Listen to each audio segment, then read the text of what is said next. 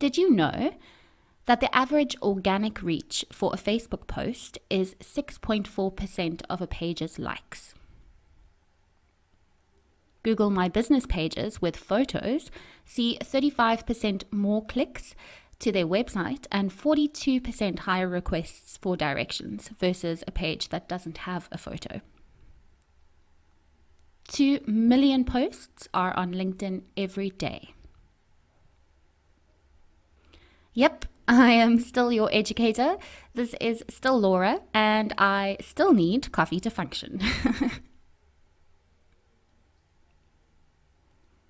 How have your interactions been with Morpheus? Please do continue to rate the responses, as this helps us improve him. But if you've had anything strange, please send me a mail on marketing@shoreacademy.com and we'll deal with it as soon as possible. Our app has recently been updated. If you're watching on the app, let me know what you think. If you haven't downloaded it, please visit your app store and give it a go.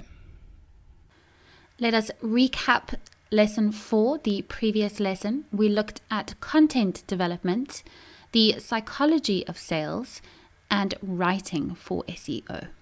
Our Module 1 outline, we have gone through lessons 1, 2, 3, and 4, and we are now on free marketing options with Google Ads, social media, and a digital strategy to follow. Today, we are looking at free marketing, as I mentioned, but specifically how to create Facebook, Instagram, and LinkedIn pages, how SEO works, and an intro to the Google Search Console, what Google My Business is and how it benefits you, and then other free marketing options and tools. So you can see it's a jam-packed lesson. First up, we're going to be looking at creating a Facebook page. It is super easy and of course free. In terms of paid marketing on Facebook, we are looking at that in lesson 7. So once you've logged into your profile, you see at the top, you can use your personal profile or create another profile, which would have to be with a different email address for business use. And then what you'll see is the create button on the top right. You would choose page from the drop down, which would direct you to this. And then you would choose the option that is relevant to you. So either business and brand or community and public figure. You'll then be asked to give your page a name. And this is the name that will appear on your page, and choose a category. Once you start typing, categories will appear. Literally after selecting continue, you have your own Facebook page. The page will look blank as you still need to add all your info, but I'll take you through some of the features. The best way to learn is to try it yourself, in my opinion. Create a test page. In the settings, you can actually leave it as unpublished so that it isn't visible or searchable by anyone else. And then, as I think I've said before, play around. See what you can do. Something else I love to say is try and break it. Once on your new page, you'll see @username under your page name. Your username is what will be added to your custom Facebook page URL. So it would be something like, it would be facebook.com/your username. I recommend that it's closely related to your page name, but it doesn't have to be exactly the same. Short and sweet is best. Your new page will look a little something like this. This is a dummy page I have created. I added a profile and cover photo, and at the top you can see the range of admin tools that you have. So there's page, inbox, notifications, insights, publishing tools, ad center, and then more options. You can add a button to your page which appears on the right side under your cover photo. In the example I had before, it was send email. There are 5 categories to choose from. And in this image, I'm showing you the various contact you options, as this is the category that has the most variety. The page button is essentially a call to action. So think carefully about the action you would like people to take when on your page. Once you've clicked on settings, you'll see all the options available on the left side in terms of this image. It's on the left side of the image I just brought up. Here is where you can connect your Instagram account to Facebook, and you can also choose whether your updates on either platform are then also posted to the other platform. So if you post something on Instagram, it will also post on Facebook automatically, and vice versa. If you go to the published posts section, you can view all your posts as well as create a new one, or new ones. You can schedule your post for a future date, which is super handy if you don't want to be posting every day. You could, for example, create a week's worth or more and then schedule them all in one day. Not to be posted in one day, but you can, as you can set a future date, you would just schedule them for the next week. You can also backdate your post or save it as a draft if you aren't quite finished with it. Here is where you can also create a lead gen form. You don't need to have paid advertising to create a lead form, which you can share organically. As you include info, the preview on the right will populate it. If you look at the form type, you'll see that there are two options. So there's more volume or higher intent. I would recommend the higher intent, which means that it requires an extra step before someone can submit a form. It's literally a message that says, "Are you sure you want to send this form?" or something else. I think you can actually customize that. And it just gives the person who's submitting the lead just a bit of a second to pause and question whether they want to send their information. You are risking losing volume, but I would argue that the quality will be higher with the higher intent option. Also remember that you do need to link to a privacy policy, so make sure that you have one on your site. If you select the Insights tab, this is where you will see metrics on your posts and followers. It's a rabbit hole that can suck you in for hours, so go in with a clear goal and find the data you need. Don't get distracted by all the other fun stuff. The overview section gives a high-level breakdown of various metrics. For example, you can see the actions on your page, the number of page views, post engagements, so very handy stuff. And then what you would do is you would click on one of those sections to get more information on them. So here I've just clicked on the actions on page section, and you can see a breakdown from directions to clicking action buttons. So the total actions on page between a certain date range, and then people who click the action button, you can also then see age and gender, country, city, device. There's a lot of information here. Looking at the Post Insights tab, you can see when your fans are online as well as other useful insights. But as an example, looking at the times when your followers are online, you could actually use this to test when you should schedule your posts. An example of this could be when the time peaks, do your posts garner higher reach or more engagement? If they don't, then that's something else to look at and test. Below what I've just shown you, you can see the reach and engagements on your posts. So a good thing to do here is to divide your engagement by your reach to determine your engagement rate. And then what you can do is analyze your posts to see if you can improve that. For example, was it a case of missing a call to action? Maybe the image was not so relevant to the copy, and more, tons more. Moving on to Instagram, there are two ways to switch your account to a professional one. Once you're logged into your profile, you need to select Account, and at the bottom you will see Switch to Professional Account. Okay, I actually need to stop here for a sec.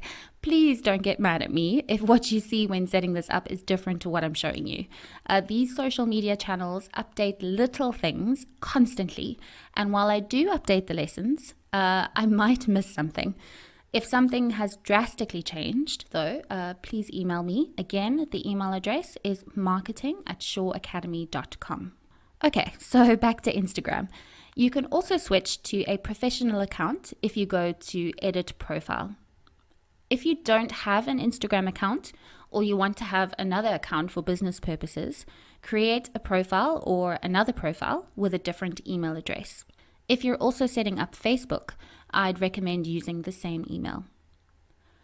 Once you've chosen to switch accounts, you'll need to decide whether business or creator fits you best. I've chosen creator here just to show you the options, but with either creator or business, you need to choose a category. This image, the last one, is under the business category, so this is where you would include your email, contact, and business address. And there we go. You now have a professional Instagram account, with the main difference being that you can receive more insights on your posts and, of course, include all your contact info. Finally, in terms of page creation in this lesson, we have LinkedIn.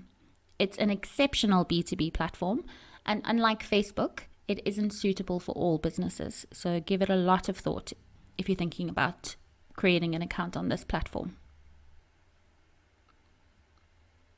So it starts off the same as the previous channels. You log into your profile or create a new business one. On the top right of the page, you'll see something called Work. You need to select that, and you will see these options here on the left. At the bottom, you can see a Create a Company page. You'll need to select that, and that will lead you to this page. There are various options from small to large businesses, as you can see at the top, and educational institutions. Obviously, select the option that best suits your business. I've chosen small business, and here you would start off with your company name. Then you have the public URL, which works the same as Facebook. So you choose something that is relevant to your business. You then include your website and company details from the drop downs. And as you fill in this info, the preview on the right will populate.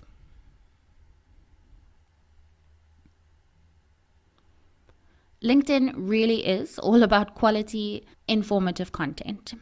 Not that other channels aren't, and it's also not just all content. You won't find someone posting a gag video or some weird trend on LinkedIn. This content suggestion tool within LinkedIn tells you what content your followers are engaging with. So of course you first need to have followers, but posting content, commenting on relevant posts, and encouraging people to follow your profile on other channels will lead you to create followers on LinkedIn. Whew, big topic. Search engine optimization, or SEO. Like digital marketing, it changes all the time. Google releases new updates very often, sometimes with little impact and sometimes with huge impact. If you're in a competitive space and you want to grow fast, or if branding is your goal, then hiring a quality SEO professional or company is going to be one of your most important investments. Before approaching this, it's always a good idea to do your research. Which keywords do you want to rank for, and are they realistic? You also need to understand that where you appear on the search results page could change every day. There is no guarantee. And please don't become one of those people who searches your own brand and then demands to know why it didn't appear on the first page. Your search history affects your results. So if you've been searching your brand quite often, for example, and you haven't actually clicked on any of the searches, then Google might deem that result as irrelevant, and so they will no longer show it to you. Also, if you offer local services or you're a brick and mortar store, your local results will be different to other results. We're going to jump into it now. It is a big topic. Let me know if anything is confusing. Please post into Morpheus if you're already a bit confused, and I'll do my best to help you out. So first we have on-page SEO, and on-page SEO is the practice of optimizing individual web pages in order to rank higher and earn more relevant traffic in search engines. So not only Google, but Google is one of the biggest. On-page refers to both the content and the HTML, you know that one, source code of a page that can be optimized. The on-page ranking factors are content, title tags, meta tags, URLs, and alt text. And I'm going to be going through all of these in a bit more detail now.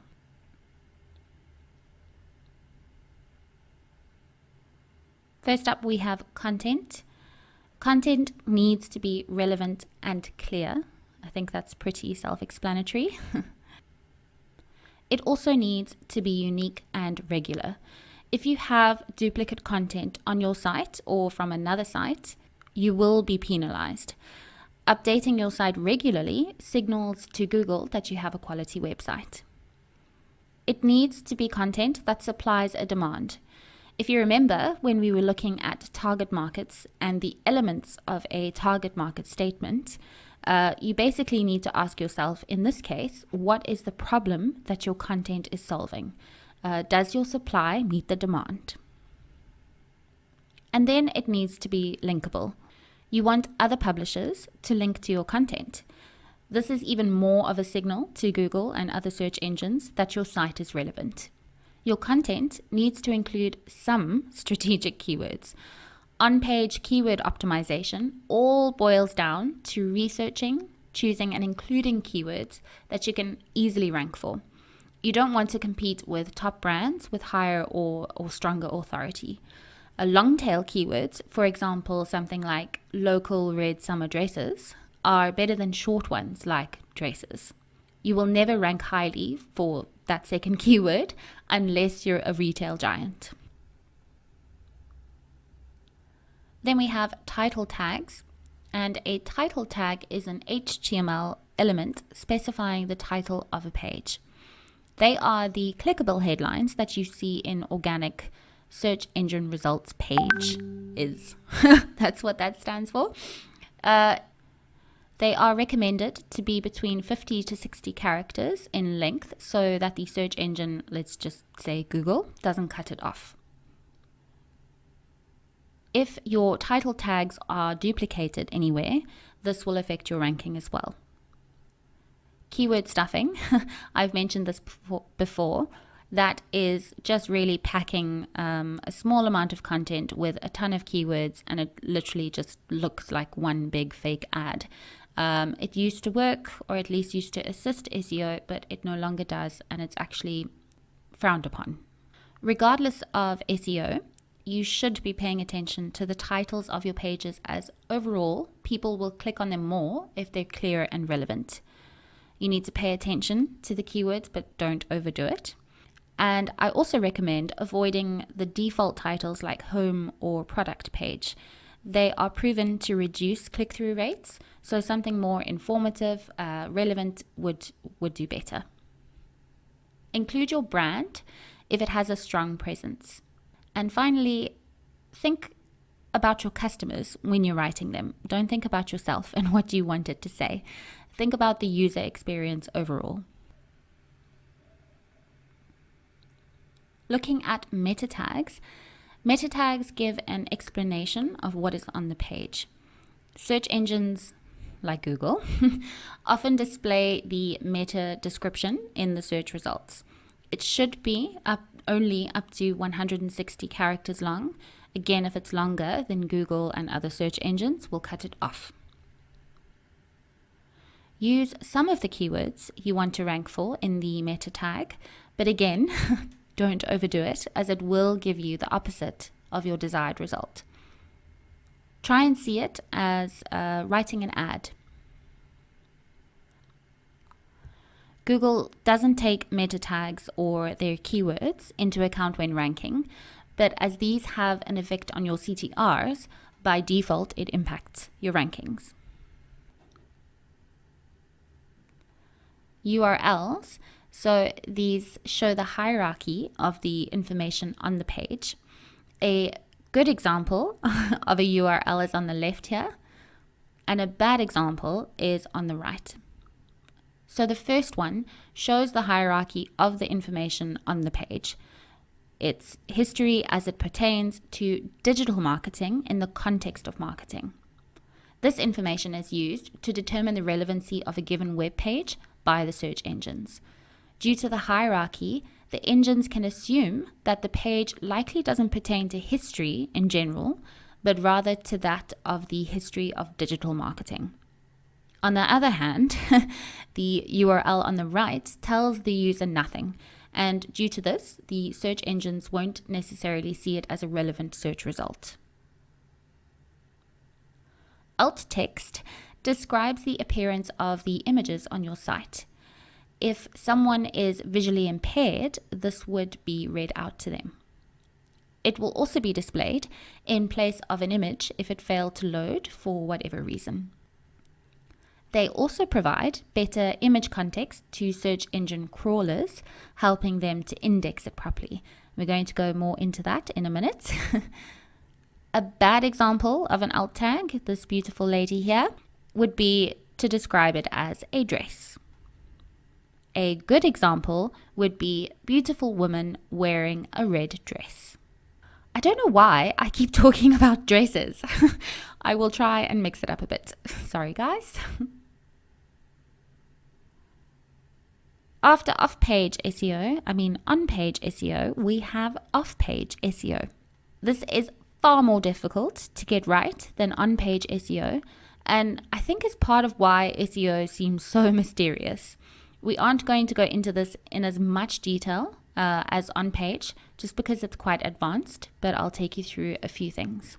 So off-page SEO refers to all the activities that you and your consumers do away from your website to increase the ranking of a page within search engines. The off-page ranking factors are links, and this is referring to links to your site, not on your site. So things like referrals, social media links, other publishers linking to you, brand mentions also without links can be a factor. Trust, this is to do with your reputation and if you have a security certificate. So that's the difference between HTTP and HTTPS. Social is a big off-page ranking factor, including things like links, shares, reviews, and other engagements. And then the history of your site and of your brand and your reputation, that is also a factor. And I actually think this is why SEO can be so hard to get right. And I think this is why SEO can be so hard to get right, because the influencing factors are not technically all within your control. So if you keep your brand clean, you respond to criticism, and you provide quality content, then your chances are much higher for rankings. If you don't have any of that, then you have a pretty hard road ahead of you. But here I am referring to an already established brand, not a new one. An integral part of keeping tabs on your SEO efforts is the Google Search Console. The Google Search Console is where you can optimize content by finding out which queries bring users to the site. You can analyze site impressions, clicks, and your position on Google. And also, it can be integrated with Google Ads, which allows you to see performance of paid versus organic traffic. To link it to your site, you need to log in to Google Search Console with your Google account details. You'll then be asked to select a property type, either a domain or a URL. You then need to enter that URL and continue. You'll be asked to verify the domain ownership. If anyone could claim a site, there'd be havoc, right? You would add a piece of code in your DNS configuration. You would find this within whatever CMS you're using to manage your site. I went through a few of these in the beginning, but here's a recap and some more features. Optimize content. So this is what I was talking about earlier, being able to see the queries that bring people to your site. You would then make sure that you include those keywords in future copy. Organic metrics, straightforward. You can view and analyze these. Likewise, position on search engine results pages, straightforward. You can see those within the Search Console. And just note that it's not like Google Ads where there are only 8 positions. There's hundreds. It's essentially the whole internet, where you are in that grand scheme of things. You can integrate Google Search Console and Google Ads, as I mentioned, to see performance of organic versus paid traffic. I might be covering this a little in the next lesson. I'll see how I feel. Joking. You can submit sitemaps and individual URLs for crawling, and you can review your index coverage to make sure Google has the freshest view of your site. Now, I'll be translating those sentences in a minute. You can also receive alerts on issues, so Google will notify you with specific URLs affected as well as other errors. You can monitor, test, and track AMP pages, which we covered in the previous lesson, lesson 4. You can also test and improve your mobile usability. It combines info from the Page Speed Insights tool as well as the Search Console. So what are Google bots and what do they do? A bot is really a program that can interact with different systems. So the Google bots crawl and index the internet, of which your site is a part. Looking at crawling, crawling is when the bot looks at all the content and code on all your pages and they analyze it. Indexing is seeing if the page is eligible to show up in search results. It is estimated that Google bots take 3 months to index a new site, according to boostability.com. If your site is older and is not experiencing crawling, your design could be an issue. When bots can't access your site, it decreases your ranking. How do they know where to look on your site then? It's something called a sitemap, which is essentially a list of the pages on your site in order of importance. A sitemap tells Google bots which pages to index. They tell Google how often you update your content, so it is recommended to submit your sitemap each time you publish changes. This could actually lead to Google indexing your site faster. I can never give you an exact estimation for when or how often Google will index your site. It completely differs across a whole range of sites. Clearly or obviously the bigger, more established, lots of history sites, they would be indexed more often, but there are ways that you can boost your index rate, and we'll be going through that just now. You can check if your site has been indexed by typing in site, your website name, .com or .org or whatever it is. Don't include the quotation marks. Just type exactly that into your browser. What you'll then see is a list of pages that have been indexed as well as any tags associated with them. If nothing appears, then your site has not yet been indexed. A no index tag tells the bots not to include the page or pages in the search results. Unless you also include no follow, the bots can still follow links to that page from other pages. Using the disallow tag means you're telling search engines not to crawl it. It's not foolproof, and if implemented incorrectly, you can still have unwanted pages appear on the search results. But if you do a comprehensive sitemap and it's uploaded correctly, then you're on your way to winning, essentially. Do you have a sitemap for your site? I'd love to know. Please pop it into Morpheus. Something that is great for local SEO is a Google My Business page. It's a free tool that lets you manage how your business appears on Google Search and on Google Maps. That includes your business name, your location and hours, monitoring and replying to customer reviews, adding photos, learning where and how people are searching for you, and more. You'd start off with searching for Google My Business, at which point you will be directed to this page. Again, it might change, don't kill me. If you already have a listing but haven't claimed it, you would search for it at the top here. This would avoid a few of these steps, but you'd still be filling in the same info. just within what looks like a completed Google My Business profile. If you don't have a listing, you would choose Add Your Business to Google. You'd then need to add your company name and then choose whether you want to include a location. Obviously, some businesses either don't have a location, for example, maybe online retail or a drop shipping company, or they don't want to show it. So let's say an office block or an office that doesn't service customers.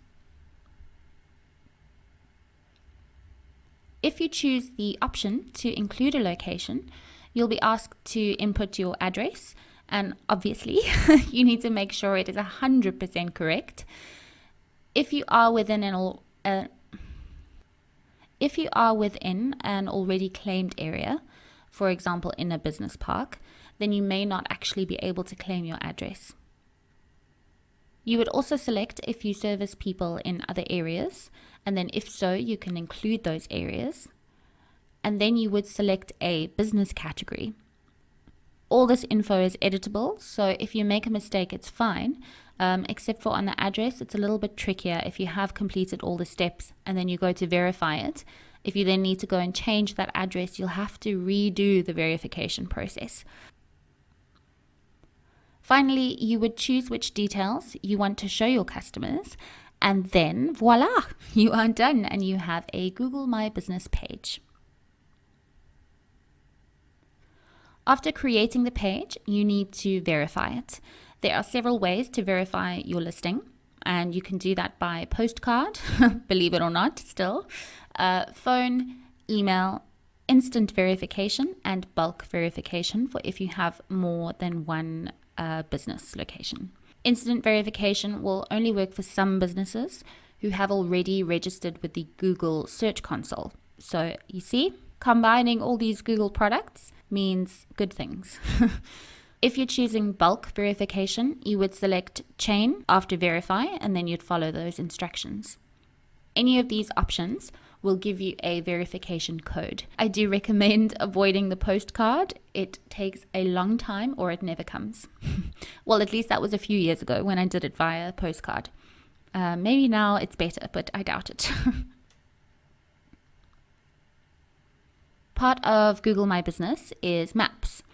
What you list on your profile shows on Google Maps as well.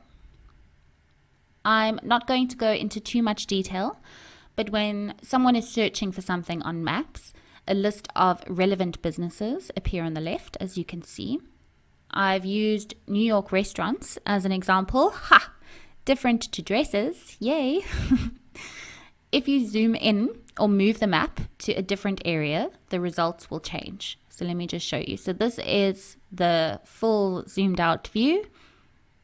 But if you scroll, then you see it zoomed in and you can see that the business has changed on the left. Let me just do that again and show you.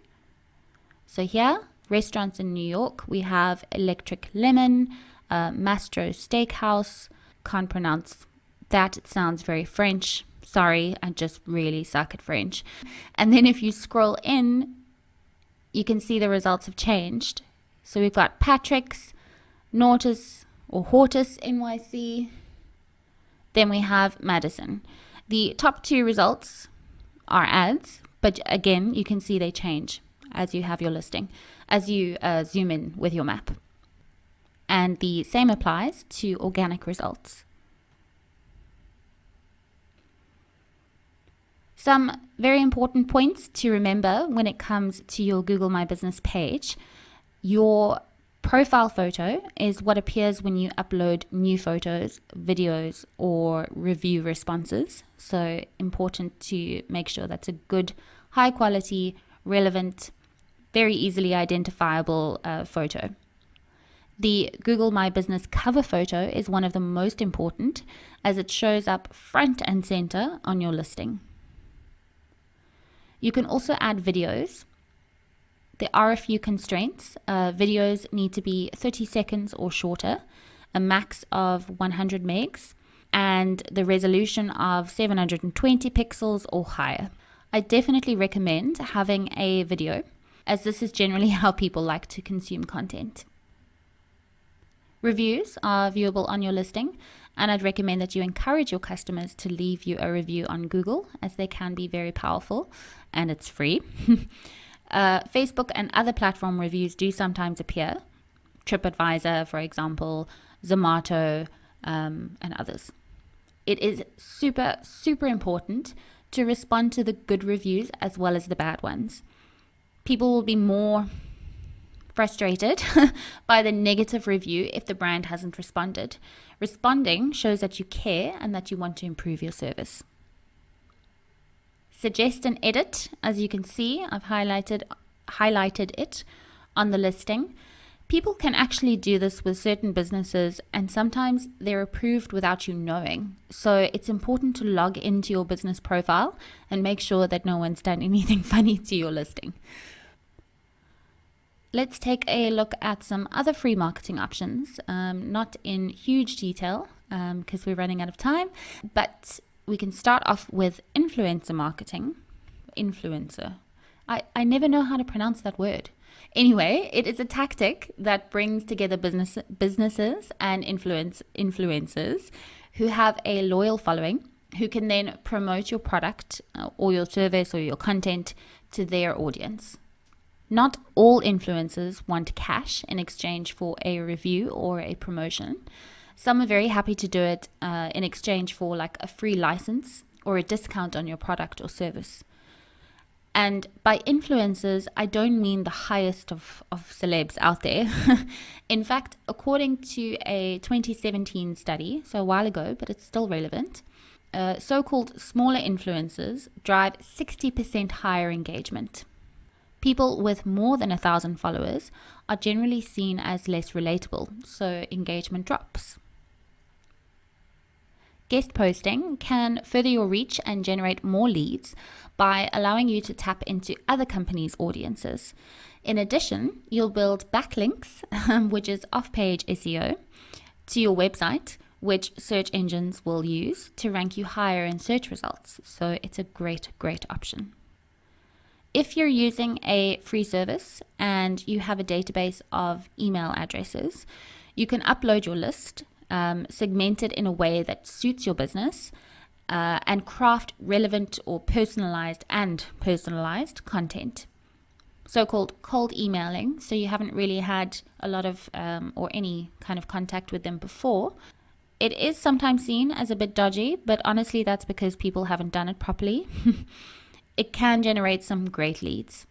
To start building up your database or database, you can reach out to your networks on social media, like LinkedIn, and reach out to any leads that you have maybe previously lost.